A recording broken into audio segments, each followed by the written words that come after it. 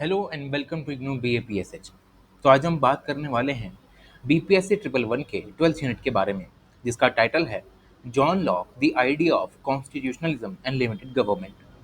तो पिछले 11th unit में हमने जॉन लॉक के बारे में कुछ समझा था और बहुत सारी चीज़ें उनके बारे में जानी थी कि किस तरीके से उनके आइडियाज़ इवॉल्व हुए, नेचुरल राइट्स क्या होते हैं, नेचुरल लॉज क्या होते हैं।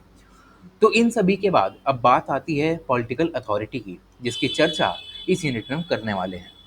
तो जॉन लॉक एक लेजिटिमेट पॉलिटिकल अथॉरिटी की चर्चा शुरू करते हैं अपनी बहुत ही फेमस किताब the true treatise of government से।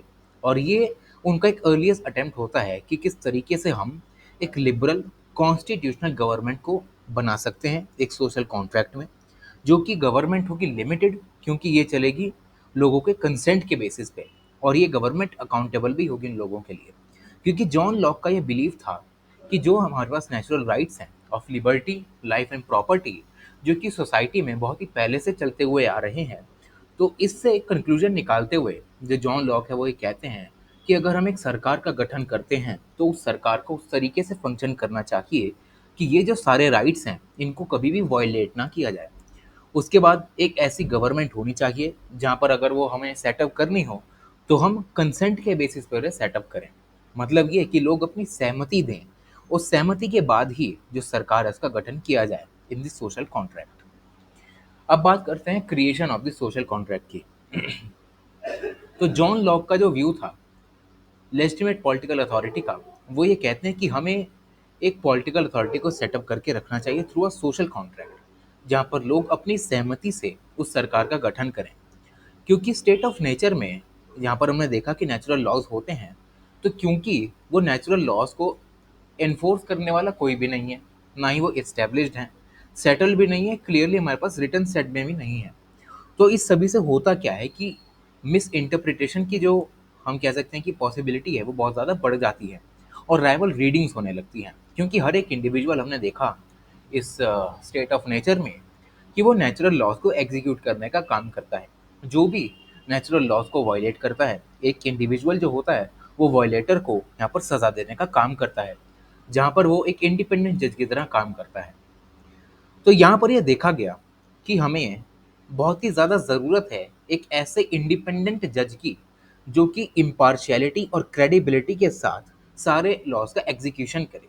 जहाँ पर इम्पॉर्टेंटली ये बताया गया कि जब हमारे पास एक कॉमन अथॉरिटी होगी जिसका काम ये होगा कि जो भी लॉज हमने बनाए उनको एग्जीक्यूट करे, ग्राउंड लेवल पे इम्प्लीमेंट करे, इससे हमें यह लगेगा कि जो वॉयलेटर्स हैं लॉज के उनको श्योरली यहाँ पर पनिशमेंट मिलेगी।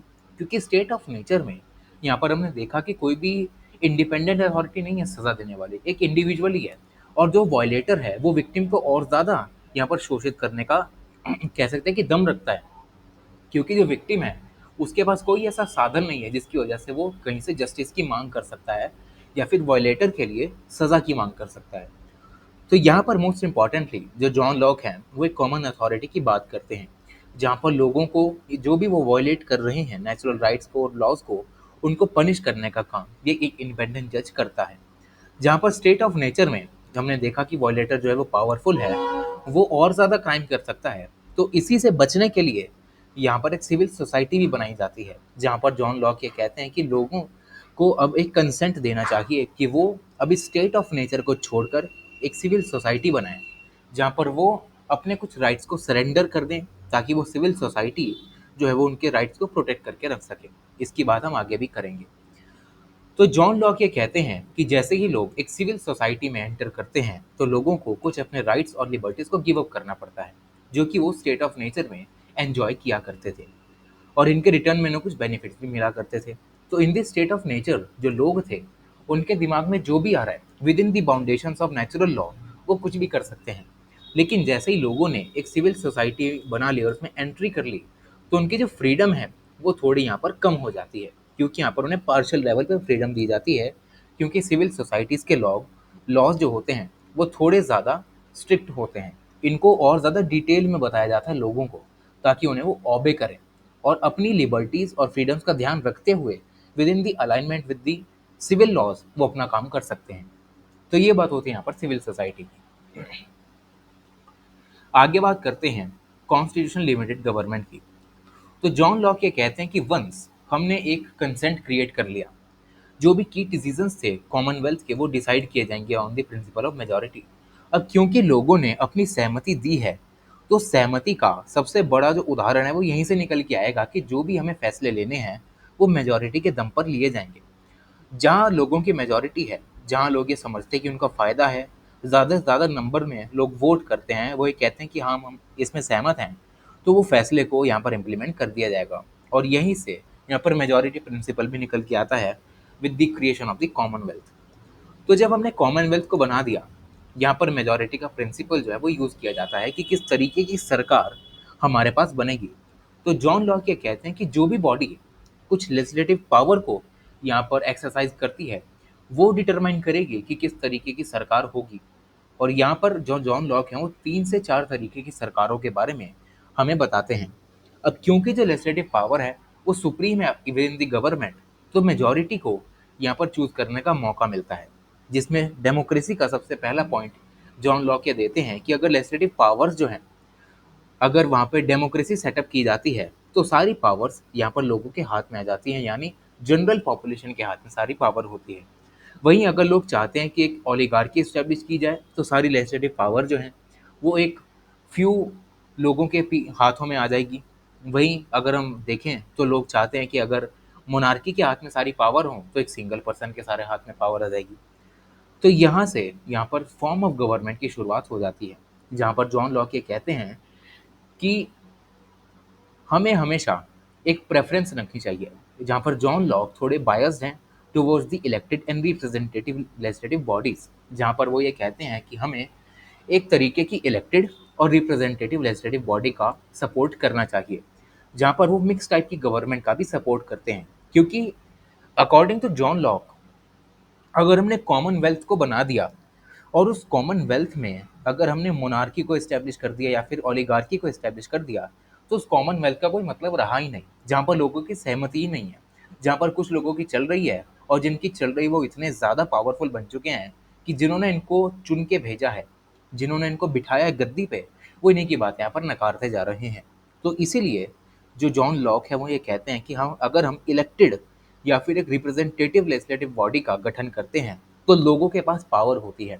जब चाहें, जब भी उन्हें लगे कि बॉडी जो है भाई हमारे तरीके से काम नहीं कर पा रही है, ना ही कॉमनवेल्थ को कोई बेनिफिट कर पा रही है, ये तुरंत जाकर उस बॉडी को बदल सकते हैं। तो जहाँ हमने डिटरमाइन कर लिया कि जो लेजिस्लेटिव बॉडी है वो किस तरीके की होने वाली है, तो वहीं से उसका काम भी शुरू हो जाता है, जहाँ पर वो लॉज को इनेक्ट करती है नेचुरल लॉज की बाउंडेशंस के साथ, ताकि कॉमनवेल्थ को बेनिफिट मिल सके। वहीं जैसे ही हमने कॉमनवेल्थ को बनाया तो हमने एक फॉर्म ऑफ गवर्नमेंट भी बनाई। और ये जो फॉर्म ऑफ गवर्नमेंट और कॉमनवेल्थ है, ये पूरे डिफरेंट आस्पेक्ट्स हैं, जहाँ पर जो हमारी कॉमनवेल्थ है या स्पेसिफिकली जो हमारी गवर्नमेंट है, वो यहाँ पर काम करती है मेजॉरिटी के बेसिस पर लॉज को बनाने का। वहीं जो कॉमनवेल्थ है वो उन एक्ट्स के अकॉर्डिंग अपने एक्शन को इम्प्लीमेंट करती है। तो इससे हम ये जान सकते हैं कि जो मेजॉरिटी है वो कभी भी एक गवर्नमेंट को बदल सकती है, अगर उन्हें लगे कि ये बॉडी जो है वो इनसफिशिएंट है, इनकैपेबल है और इसकी कुछ लिमिटेशंस हैं, तो तुरंत इस बॉडी को खारिज किया जा सकता है। तो अल्टीमेट पावर जो है वो यहाँ पर कॉमनवेल्थ के पास आ जाती है, जहाँ पर सुप्रीम लेजिस्लेचर में यहाँ पर गवर्नमेंट ही रहती है। उसके बाद जो जॉन लॉक हैं वो कुछ तरीके के कुछ कंडीशंस भी देते हैं कि किस तरीके से लॉज को हमें बनाना चाहिए। सबसे पहला बात ये कहते हैं जॉन लॉक, वो ये आर्ग्यू करते हैं कि जो लॉज हैं जो लेजिस्लेचर पुट फॉरवर्ड करता है वो बिना किसी पार्शियलिटी के सब पर इक्वली यहाँ पर अप्लाई होंगे, ताकि कॉमन गुड को सर्व किया जा सके। उसके बाद वो ये भी कहते हैं कि जो लेजिस्लेचर है उसको कभी भी टैक्स नहीं इंक्रीज करने चाहिए प्रॉपर्टी पर।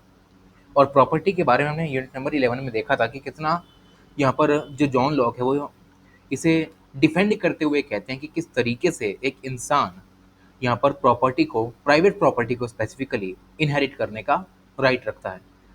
तो इसी को ध्यान में रखते हुए जो जॉन लॉक है वो ये कहते हैं कि अगर लेजिस्लेचर जो है अगर उसे टैक्स बढ़ाने भी हैं तो सबसे पहले उसे लोगों का कंसेंट चाहिए, लोगों की सहमति चाहिए। अगर लोगों की सहमति नहीं है तो टैक्स वो इंक्रीज नहीं कर सकता। तो ये तो बात हुई इनकी इंटरनल गवर्नमेंट की कि अब ये काम कैसे करेंगे। आगे बात करते हैं इनके कुछ इंटरनेशनल रिलेशंस के बारे में। तो जो लोग हैं इस कॉमनवेल्थ में, अब इन्होंने एक फेडरेटिव पावर को भी सेटअप करके रखा है, जिसका रोल ये है कि वो एक्सटर्नल रिलेशन को कैरी आउट करेगी on the behalf of the Commonwealth. जहाँ पर अगर हम दूसरे स्टेट से रिलेशंस के रिस्पेक्ट में बात करें तो जॉन लॉक ये कहते हैं कि कॉमनवेल्थ को हमेशा एक सिंगल एंटिटी के रूप में कंसिडर करके रखना चाहिए, कि अगर ये ए नाम की एक कॉमनवेल्थ है तो इसको ए ही नाम से यहाँ पर दूसरी स्टेट्स के साथ रिलेशंस बनाने चाहिए। ये नहीं है कि अंदर से एक ग्रुप ऑफ इंडिविजुअल्स है बी नाम का, वो ये कह रहा है कि ना भाई हमारे एक्सटर्नल अफेयर्स जो हैं वो अलग चलेंगे, सी नाम के कह रहे हैं हमारे अलग चलेंगे। ऐसे नहीं होने वाला। हमें एक यूनिटी के साथ दूसरे स्टेट्स के साथ अपने रिलेशंस को एस्टेब्लिश करके रखना है और एक कॉमन इंटरनेशनल अथॉरिटी भी सेटअप करके रखनी है। आगे बात करें अगर इनकी कुछ एग्जीक्यूटिव पावर्स की, तो जो लोग हैं इन्होंने एक्सटर्नल अफेयर्स भी इस्टेब्लिश कर लिए, इन्होंने इंटरनल गवर्नेंस भी इस्टेब्लिश कर ली। अब बात आती है एग्जीक्यूटिव पावर की। तो यहाँ पर जो लोग हैं इन्होंने कुछ एग्जीक्यूटिव पावर को भी सेटअप करके रखा हुआ है, जिनका काम ये है कि वो लॉज को इम्प्लीमेंट करें।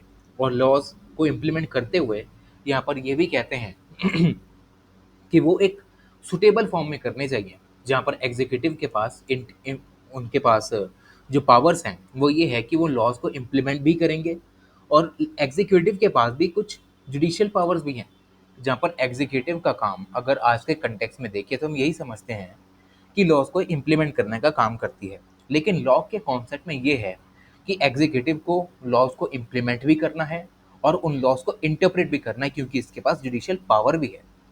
यहाँ पर जो जॉन लॉक हैं वो ये कहते हैं कि next to the legislative body, executive का काम हमारे लिए बहुत ज़्यादा इंपॉर्टेंट है कॉमनवेल्थ के लिए, क्योंकि वो इसके पीछे का रीज़न ये देते हैं कि जो लेजिस्लेटिव बॉडी है उसको हर दिन नहीं मिलना पड़ता। वो एक सेशन में मिलेंगे, 6 महीने में एक बार लॉज को बनाएंगे और दे देंगे भाई इसको, एग्जीक्यूटिव को, जो कि इसको इम्प्लीमेंट करने का काम करेगा। और एग्जीक्यूटिव का काम डे टू डे बेसिस का होता है, वो रोज काम करते हैं ताकि लॉज को प्रॉपरली इम्प्लीमेंट किया जा सके टाइम टू टाइम। तो इसीलिए जो एग्जीक्यूटिव है वो जॉन लॉक लेजिस्लेटिव बॉडी से थोड़ा सुपीरियर मानते हैं। वहीं अगर हम आगे बात करें रोल ऑफ कंसेंट की, तो लॉकियन जो कॉन्सेप्ट है हमारा कॉन्स्टिट्यूशनल फ्रेमवर्क का, उसमें रोल ऑफ कंसेंट को डिस्कस करना हमारे लिए बहुत ज़्यादा ज़रूरी बन जाता है, क्योंकि यहाँ ये देखा जाता है कि एक इंडिविजुअल का जो कंसेंट है वो बहुत ज़्यादा मैटर करता है in the future of Commonwealth. जहाँ पर जो जॉन लॉक हैं वो आर्ग्यू करते हैं कि क्योंकि थॉमस हॉब्स का जो हमारा वो था, क्या हमारा यूनिवर्सल ऑब्लिगेशन था कि भाई ये जो हमारा सॉवरन है वो यहाँ पर हर किसी को, कोई भी लॉ जो उसने उसके दिमाग में आया कि उसको ठीक लगता है तो वो उसको इम्प्लीमेंट कर सकता है सब लोगों पे, उसका कोई कंसेंट वाला काम है ही नहीं।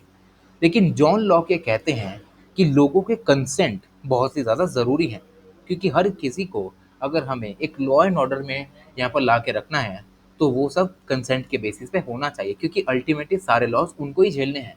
तो जब तक उनका कंसेंट नहीं होगा तो अनजस्ट लॉज भी उन पर इम्प्लीमेंट किए जाएंगे, जिसकी वजह से जो उनकी सोसाइटी है या सिविल सोसाइटी है वो यहाँ पर इरोड होने का काम उसका उसके साथ हो सकता है। तो जॉन लॉक ये कहते हैं कि एक इंसान जो है अगर वो किसी दूसरी स्टेट का भी है तो वो भी उस स्टेट का एक फुल मेंबर बन सकता है। इसके पीछे के रीजंस देते हुए वो ये कहते हैं कि क्योंकि वो इंसान जो है वो हमारी स्टेट में आया हुआ है, वो हमारी स्टेट की जो भी फैसिलिटीज़ हैं, जैसे कि वो हमारी यहाँ पर रोड्स को यूज़ कर रहा है, हमारे इंफ्रास्ट्रक्चर को यूज़ कर रहा है, तो इसी से यहाँ पर हमें पता लग जाता है कि वो अपना कंसेंट दे रहा है, इस सरकार को अपना सपोर्ट दे रहा है।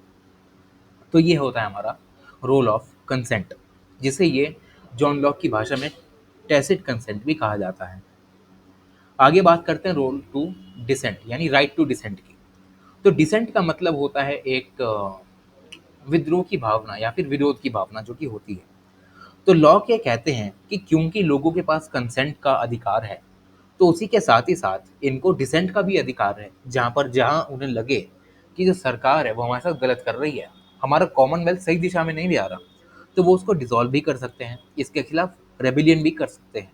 जहाँ पर जॉन लॉक ये कहते हैं कि अगर कॉमनवेल्थ जो है वो अगर प्रोटेक्शन का काम नहीं कर पा रही है लोगों के नेचुरल राइट्स का, तो ये जो नेचुरल राइट्स हैं उन्हें वॉयलेट करने का काम किया जा रहा है। और जैसे ही लोगों के नेचुरल जो राइट्स हैं उनको वॉयलेट किया जा रहा है तो लोगों में अपने आप ही एक राइट आ जाता है खुद को सेल्फ प्रिजर्व करके रखने का। जहाँ पर लॉक ये भी कहते हैं कि लोग जो हैं अगर उनकी कॉमनवेल्थ में उनके राइट्स को किसी भी तरीके से अच्छे तरीके से फॉलो नहीं किया जा रहा तो उन इंसानों के पास राइट आ जाता है दूसरे सामने वाले को किल करने का, ताकि वो उस लेजिटिमेट गवर्नमेंट की लिमिटेशन से आगे बढ़कर खुद को सेल्फ प्रिजर्व कर सकें। तो ये होता है हमारा रोल राइट टू डिसेंट। आगे बात करते हैं लेगेसी ऑफ लॉक्स कॉन्स्टिट्यूशनलिज्म की। तो इस पूरे पैराग्राफ में हमें बताया गया है कि जैसे जो जॉन लॉक है वो बताते हैं कि किस तरीके से कॉन्स्टिट्यूशन गवर्नमेंट जो है वो बननी चाहिए। जहाँ पर हमने ये देखा कि जो जॉन लॉक हैं वो ये कहते हैं कि कंसेंट के बेसिस पे हमें सरकार का गठन करके रखना चाहिए। जहाँ पर अगर हमें टैक्स भी बढ़ाना है तो पहले लोगों का कंसेंट लो, क्योंकि अल्टीमेटली वो लोग ही हैं जिन पर वो सारी चीज़ें जो है इम्प्लीमेंट होने वाली हैं। तो जब तक उनका कंसेंट नहीं लिया जाएगा ये सारी चीज़ों का कोई फ़ायदा नहीं होने वाला। वहीं जॉन लॉक एक ऐसी गवर्नमेंट बनाने की बात करते हैं जो कि इलेक्टेड होती है, जहाँ पर वो कहते हैं कि अगर हमारे पास एक इलेक्टेड गवर्नमेंट है जिसको लोगों ने चुनकर भेजा है उन पर गवर्न करने के लिए, तो लोगों के पास ये पावर है कि वो किसी भी समय जब भी उन्हें लगे कि वो ये गलत कर रहे हैं तो इनको हटा सकते हैं बिना किसी हेजिटेशन के। उसके बाद लेकिन इन सभी चीज़ों के बावजूद भी जो लोग पथेटिक तरीके के कुछ क्रिटिसिजम्स हैं जो कि एग्ज़ाम के लिए इतने इंपॉर्टेंट नहीं है, तो यहीं पर हमारा यूनिट जो है वो ख़त्म हो जाता है। Thank you so much.